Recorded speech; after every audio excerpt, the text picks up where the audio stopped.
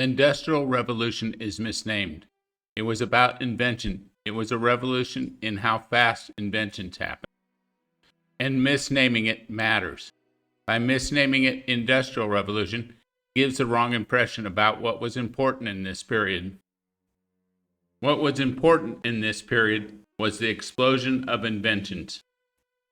The phrase Industrial Revolution was coined by a British economist named Arnold Toynbee. Toynbee, not surprisingly, was highly influenced by Karl Marx, although he claimed he wasn't a socialist. But he was a critic of laissez-faire capitalism. According to Toynbee, the essence of the Industrial Revolution was the substitution of competition for the medieval regulation which had previously controlled the production and distribution of wealth. In other words, Toynbee is against freedom. And it shows that Toynbee, in naming it the Industrial Revolution, was trying to undermine this progress in freedom. Not surprisingly, he was from the aristocracy. Capitalism is another misnomer. Some suggest that Karl Marx was the one who coined the name capitalism.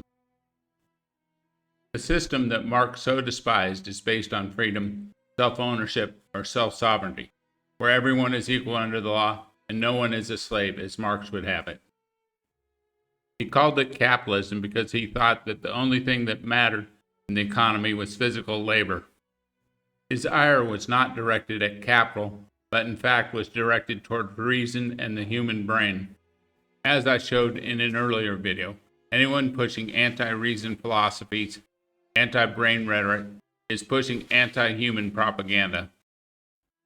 The misnomers of capitalism and the Industrial Revolution allowed a whole generation of fraudulent development economists to suggest that all we needed to do was to give money, i.e. capital, to third world countries and they'd become industrialized. But why do you call them shit? Because they are shit. Now that we've dispensed with the misnomers of Industrial Revolution and capitalism, we can get back to the point, which is how are inventions related to new growth theory. In a previous video, I showed that the only way that humans were able to escape the Malthusian trap was that they were able to invent fast enough to expand their food supply faster than their population grew. Humans are the only species on Earth that have escaped the Malthusian trap, and humans started to escape the Malthusian trap around 1800. The question is, why was there an explosion of inventions around 1800 in the English-speaking countries of England, Wales, Scotland, and the US? Why didn't the so-called Industrial Revolution start in France or China or India? William Rosen, author of The Most Powerful Idea in the World, explains that the Industrial Revolution was first and foremost a revolution in inventions. He has an interesting way of illustrating the dominance of English-speaking people living in countries with property rights for invention and driving the Industrial Revolution. He points to a steam locomotive in the Science Museum in London known as the Rocket. It was built in the 1820s to transport goods from Manchester to Liverpool. The Rocket incorporates hundreds of inventions, and if you could magically edit out all the inventions created in Italy, Sweden, France, or China, the Rocket would still run. If you did the same thing with inventions created in England, Scotland, Wales, and the United States, the display would be empty. Why didn't the Industrial Revolution begin in France instead of England and the United States? They had a scientific community that was equal to England's, and they also had an economy that was bigger than that of England. Culturally, France did not seem interested in practical inventions. They were only interested in theoretical science. They did create programs to try to encourage people to create practical inventions. These included competitions for inventions and annuities for inventors, much like England had the navigation prizes. But as the navigation prize in England shows, these prizes become highly political. Of course, it's only the inventions that the political class think are important that get funded under these prizes. And only those inventors that are politically favored end up getting annuities. England, on the other hand, accidentally stumbled onto the idea of giving inventors property rights. This system was not built on the understanding that inventors' property rights are morally and legally the same as a farmer's rights in land. Instead, it was a modified royal system of leftover procedures from the monarchy. Thus, it was still a political system. However, it was the first country with a large market to give property rights to inventors. This encouraged theoretical scientists to get involved in making practical inventions because there was a profit motive and a property right. As economist Hernando de Soto has pointed out, property rights are critical for the creation of wealth. Protecting the property rights of inventors is not only good economic policy, but it's the moral thing to do. Property rights for inventors are the same as the property rights for farmers, property rights for miners. You get them because you created something of value. In other words, this is exactly John Locke's model for property rights.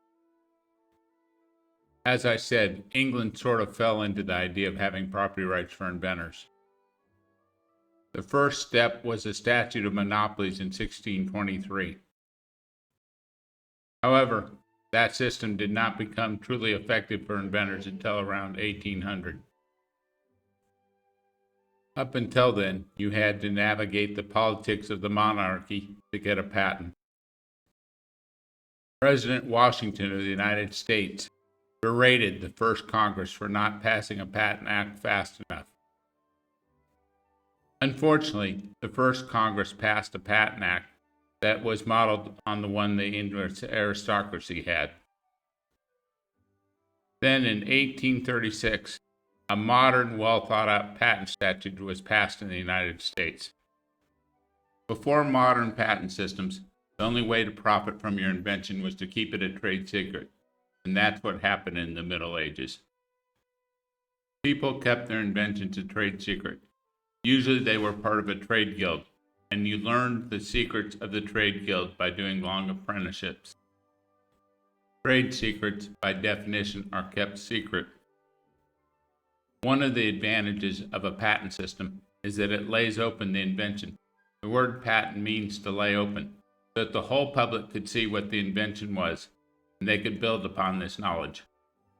This resulted in a virtuous cycle, which caused an explosion of inventions, and the first time that human beings, or any species, escaped the Malthusian trap, and it created the modern world that we have today. Before modern patent systems, the rate of inventions was very slow. It was most likely closely correlated with population and population density, and in that sense occurred almost randomly. They were much like genetic changes. Because the rate of invention was so slow this way, it would never have allowed us to escape the Malthusian trap. A lot of people complain about the modern patent system, and these complaints are legitimate. The whole patent system has been captured by big corporations. It's much like the FDA and other regulatory captures. The system basically only works for large corporations and against everyone else. Under the present patent laws, an inventor's rights can be challenged before they get a patent, while they're trying to obtain a patent, and after they obtain a patent. Their rights are never certain, so no one can invest in a patent with any certainty. This makes patents or inventors' property rights all but useless except for people who have large financial pockets, like Big Pharma and Big Tech, and has stifled new technologies.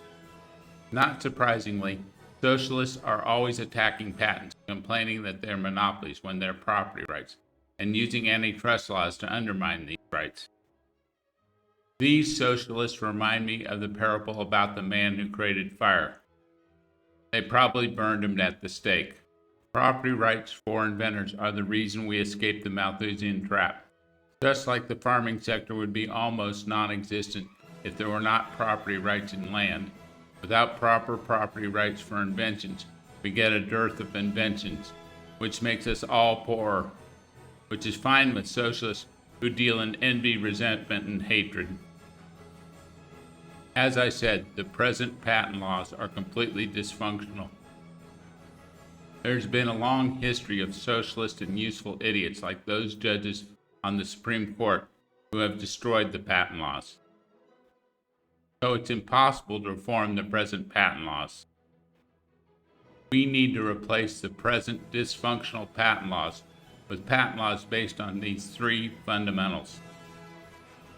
First fundamental is that all patent laws have to be consistent with the proper definition of what property rights are. Property rights are the moral and legal claim that someone has over their creation. In other words, your property rights are due to the fact that you created something of value. They are not arbitrary grants by a government entity. And the scope of your property rights are defined by the value of what you created.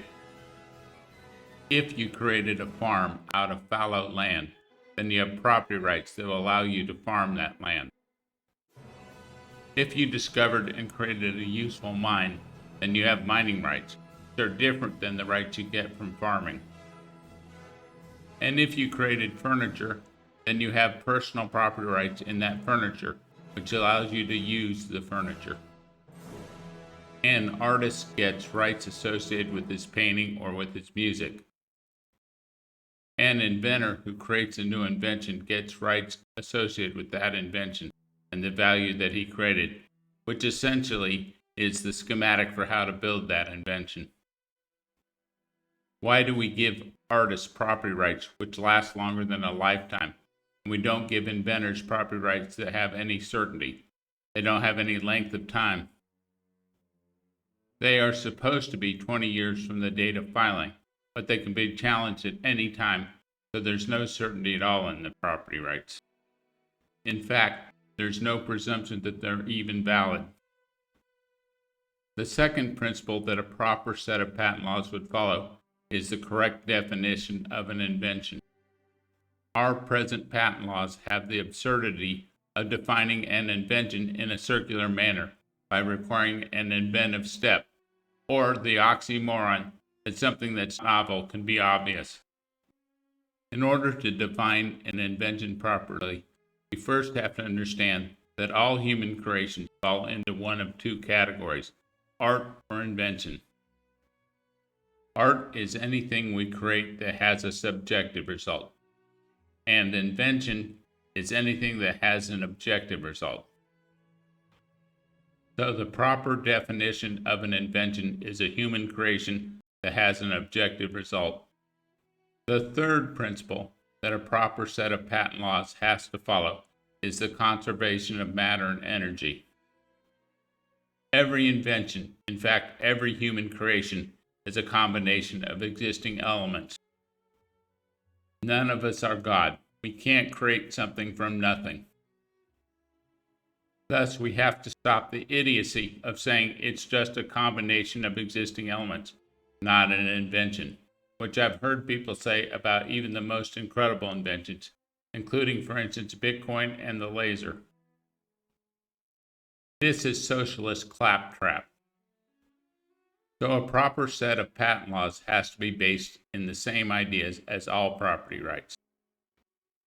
You obtain property rights in something because you created something of value. Second of all, it has to be based on the proper definition of an invention.